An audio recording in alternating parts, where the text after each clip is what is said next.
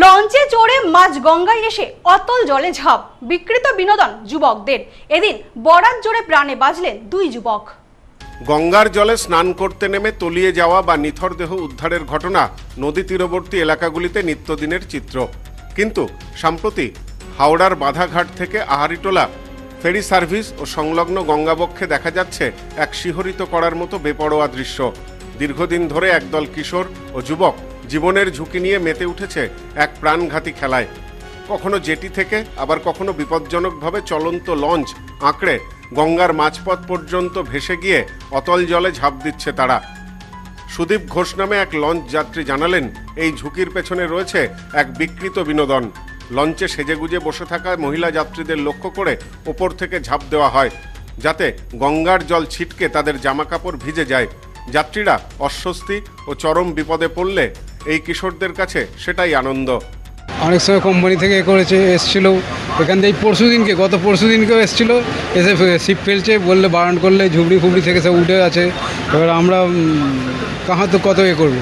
সেদিনকে পুলিশ এসে ওদেরকে ধরে নিয়ে গেছে, বলে ছেড়ে দিয়েছে। এই এখনও বাচ্চাগুলো আছে, এখনও দেখুন ওই চান করছে, ওরাই আসবে, ওরাই এসে এইরকম হুটোপাটি করে, লাফালাফি করে। ওপারেও কিছু আছে কম, এপারে একটা বেশি। এপারে একটা বেশি, বাধাঘাটে কম, বাধাঘাটে একটু কম। কিন্তু যেটা দেখা যাচ্ছে এটা তো জীবন নিয়ে খেলা করে। ওরা ওই রকমই তৈরি, ওরা ওই রকমই, ওইভাবেই ওরা থাকে, ওইভাবেই আসে। সম্প্রতি বাধাঘাটে বানের টানে তলিয়ে যায় এক কিশোর। পরদিন পালঘাট থেকে এক কিশোরের মৃতদেহ উদ্ধার করা হয়। এমন বহু ঘটনায় প্রতি বছর গড়ে 15 থেকে 20 জনের মর্মান্তিক পরিণতি হলেও টনক নড়েনি অনেকেরই। সম্প্রতি আহারিটোলা ঘাটেও এক কিশোর ও 30 বছরের এক যুবক তলিয়ে যাওয়ার সময় অন্যান্য সাঁতারু কিশোরদের সহযোগিতায় অলৌকিকভাবে বেঁচে যান তারা। শম্ভু পোড়েল নামে অপর এক লঞ্চ যাত্রী জানালেন, ঘাটে ঘাটে কিছু নির্দেশিকা ও হেল্পলাইন নম্বরের পোস্টার ঝুললেও বাস্তবে কড়া পদক্ষেপের দেখা মিলছে না। সম্প্রতি বাধাঘাটে পুলিশ মাইকিং শুরু করেছে এবং জলে প্লাস্টিক বল দিয়ে সীমানা নির্দেশ করলেও বেপরোয়া যুবকদের আটকানো যাচ্ছে না।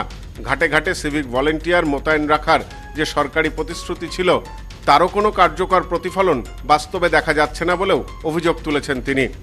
যারা ডেলি যাতায়াত করে, বিশেষ করে মহিলারা, তারা ভিজে যায়। তাদের টার্গেট করে এমন ড্রাইভ মারে যে তাদের সালোয়ার কামিজ, শাড়ি, তাদের সব ভিজে যায়। এবার তারা যখন প্রতিবাদ করে তখন ওদের বিভিন্ন রকমভাবে কুরুচিকর মন্তব্য করে, ঠিক আছে।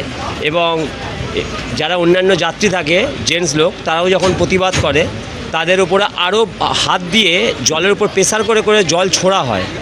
এবং আমরা এই ঘাটাল স্টিম নেভিগেশন তাদেরকে বহুবার বলা হয়েছে, বা লোকাল প্রশাসনকে বহুবার জানানো হয়েছে, কিন্তু কেউ কোনো কর্ণপাত করে না। প্রশাসন মাঝে মাঝে আসে, যখন একজন কেউ ডুবে যায়, ওই 2-4 দিন ধরে ওইটা চললো, তারপর আবার যেই কে সেই হয়ে গেল। Bureau report, news no man's land, Kolkata.